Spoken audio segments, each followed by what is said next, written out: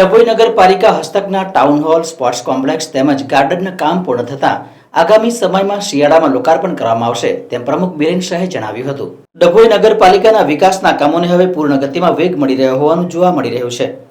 નગરપાલિકા દ્વારા ડભોઈ નગરમાં વિકાસના મુખ્ય મોટા કામોમાં ટાઉન હોલ, ઓડિટોરિયમ અને સ્પોર્ટ્સ કોમ્પ્લેક્સના કામો વરસાદને કારણે ધીમા પડ્યા હતા, પરંતુ હવે તે કામને વેગ આપવામાં આવ્યો છે અને 90% કામ તો પૂર્ણ થઈ ગયા છે. તેવામાં ધારાસભ્ય શૈલેષભાઈ મહેતા અને નગરપાલિકાની ભાજપ બોડીના સભ્યો આગામી શિયાળામાં જ આ વિકાસના કામો લોકાર્પણ કરે તેવી સ્થિતિ જોવા મળી રહી છે. નગરમાં બની રહેલ સ્પોર્ટ્સ કોમ્પ્લેક્સથી નગરના બાળકોને રમતગમતમાં ઉપયોગી નીવડશે. સાથે સાથે ઓડિટોરિયમ, ટાઉન હોલ વિવિધ સાંસ્કૃતિક કાર્યક્રમો માટે ખૂબ ઉપયોગી નીવડશે.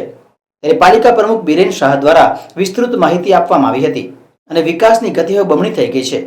જે પણ કામો બાકી રહ્યા છે તેને પૂર્ણ ગતિમાં પૂરા કરવાના ધ્યેય સાથે પાલિકાની ટીમો કામે લાગી ગઈ છે. ત્યારે નગરના લોકોને આગામી સમયમાં આનો લાભ મળશે. ડભોઈ એટલે કે દર્ભાવતી નગરપાલિકા ધારાસભ્યશ્રીની આગેવાનીમાં સૂઝબૂછથી કામગીરી કરી રહી છે. ત્યારે નગરપાલિકાની પાછળ ફેમસ સોસાયટીના બાજુમાં આવેલ સ્પોર્ટ્સ કોમ્પ્લેક્સ જે 90% પૂર્ણ થઈ ગયેલ છે.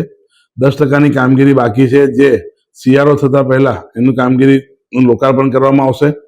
સાથે સાથે ઓડિટોરિયમનું જે કામ અટક્યું હતું કોરોના કાળ પહેલાનું, એની અંદર બી ગતિ દેખાશે.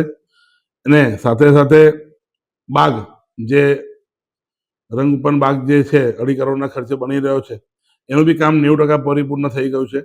તો શિયાળા સ્ટાર્ટ થતા પહેલા એનું બી લોકાર્પણ કરવામાં આવશે, જેથી કરી ત્યાં યુવાનો, વયોવૃદ્ધ, સિનિયર સિટીઝન લોકો ત્યાં જઈ બેસી શકે, ચાલી શકે અને એને સુંદર આબોહવા એની હવા લઈ શકે.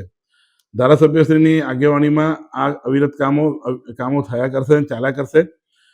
એમાં સૌનો સાથ અને સૌનો વિકાસની દ્રષ્ટિએ નગરપાલિકા કામ કરી રહી છે અને ધારાસભ્યશ્રી એમાં અમારી સાથે ખભે ખભા મળાવી અને કામગીરીમાં યોગદાન આપી રહ્યા છે.